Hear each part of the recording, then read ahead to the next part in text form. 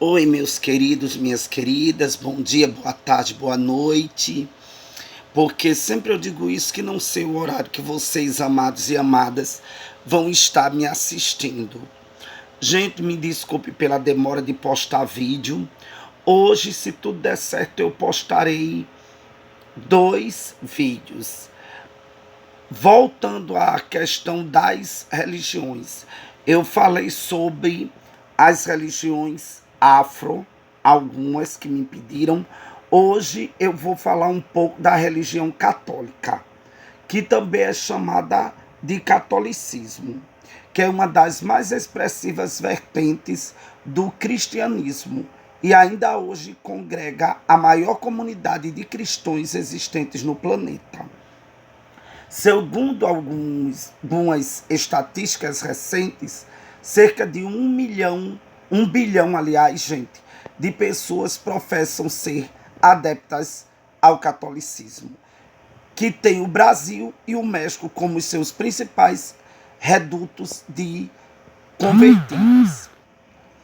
Em sua organização, o catolicismo é marcado por uma rígida estrutura hierárquica que se sustenta nas seguintes instituições: as paróquias, as dioceses e as arquidioceses. Todas essas três instituições são submetidas à direção e ensinamentos provenientes do Vaticano, órgão central da Igreja Católica, comandado por um pontífice máximo chamado de Papa. Abaixo de sua autoridade estão subordinados cardeais, arcebispos, bispos, padres e todo o restante da comunidade cristã espalhada pelo mundo. Esse traço centralizado da administração eclesiástica católica acabou promovendo algumas rupturas que de fato indicam a origem da chamada Igreja Católica Apostólica Romana. Uma das primeiras e fundamentais quebras de hegemonia no interior da Igreja ocorreu no século XI, quando as disputas do poder entre o Papa Romano e o Patriarca de Constantinopla deram origem à divisão entre o catolicismo romano e o catolicismo ortodoxo. As principais crenças do catolicismo estão embasadas na crença em um único Deus verdadeiro que integra a Santíssima Trindade, que vincula a figura divina ao seu Filho, Jesus, e ao Espírito Santo. Além disso, o catolicismo defende a existência da vida após a morte e a existência dos céus, do inferno e do purgatório, como diferentes estágios da existência póstuma. A ida para cada um desses destinos está ligada aos atos do fiel em vida e também determina o desígnio do cristão na chegada do dia do juízo final. A liturgia católica reafirma sua crença através dos 7 sacramentos que simbolizam a comunhão espiritual do fiel junto a Deus. Entre esses sacramentos estão o batismo, a crisma, a Eucaristia, a confissão, a ordem, o matrimônio e a extrema-unção. A missão é o principal culto dos seguidores do catolicismo. Neste evento, celebra-se a morte e a ressurreição de Cristo e o milagre da transubstanciação, no qual o pão e o vinho se transformam no corpo e no sangue de Cristo.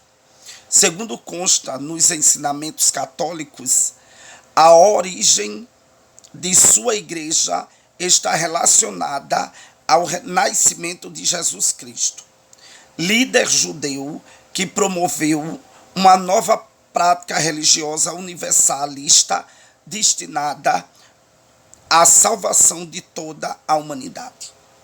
Após a morte de Cristo, a principal missão de seus seguidores era pregar os ensinamentos por ele deixados com o objetivo de ampliar a oposição ferrenha das autoridades romanas que controlavam toda a Palestina.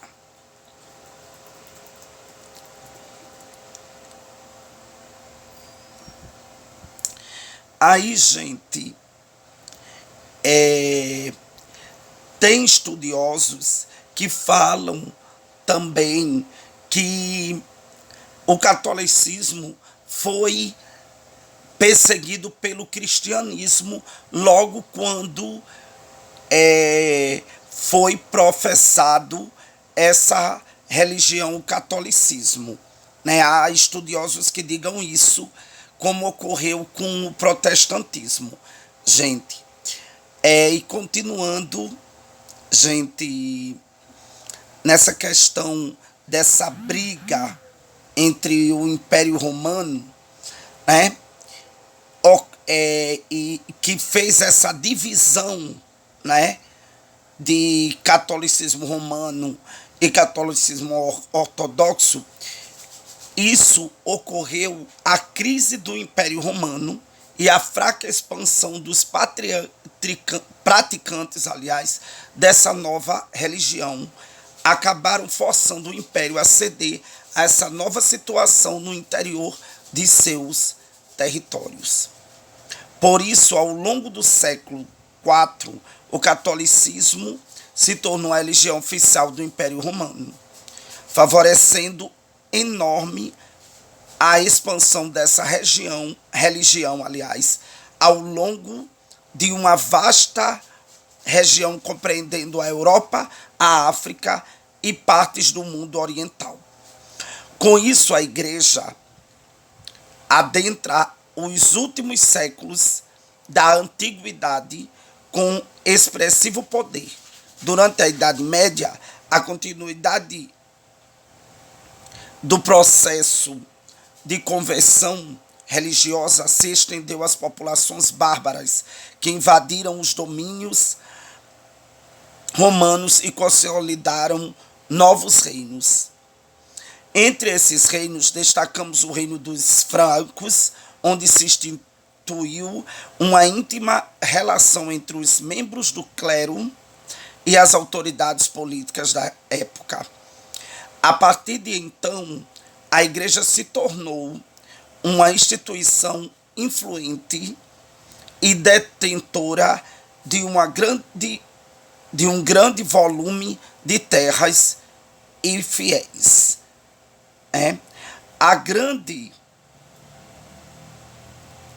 presença do catolicismo durante o período medieval começou a sofrer um expressivo abalo quando os movimentos heréticos da Baixa Idade Média e séculos depois o movimento protestante questionaram o monopólio religioso e intelectual de seus clérigos. Nessa mesma época, a Igreja reafirmou suas concepções de fé por meio da Contra-Reforma, a instalação da Inquisição e a expressiva participação na conversão das populações nativas encontradas no continente americano. Entre os séculos XVIII e XIX, o poder de intervenção da Igreja em questões políticas sofreu uma grande perda com a eclosão do ideário iluminista e o advento das revoluções liberais. A necessidade de instalação de um Estado laico favoreceu, aliás, uma restrição das atividades da Igreja ao campo essencialmente religioso.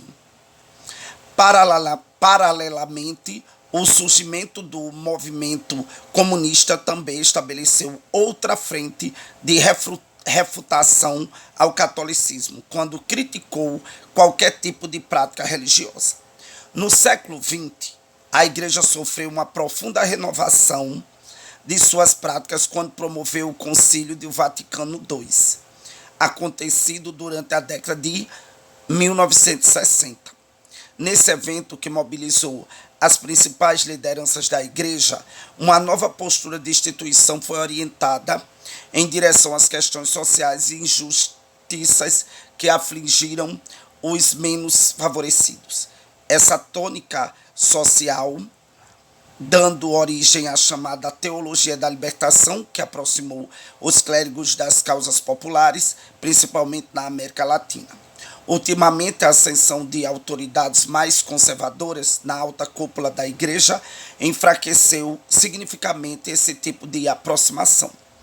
Em contrapartida, existe um forte movimento que ainda insiste na mudança de alguns preceitos, aliás, como o celibato entre os clérigos e o uso de métodos contraceptivos. Com isso, vemos que a trajetória dessa instituição foi marcada por várias experiências que a transformaram ao longo do tempo. E atualmente, gente, foram criadas questões das